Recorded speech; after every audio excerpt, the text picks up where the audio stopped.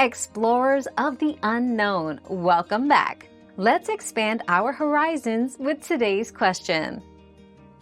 Error E1 on a top washing machine means there's a water intake issue.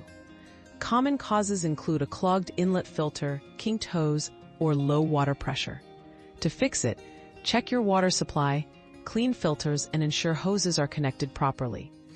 If the error continues, the water valve or sensor might need professional help. Always check your machine's manual for specifics.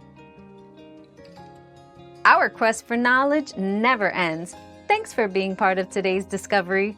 Subscribe, like, and share to join us on the next one.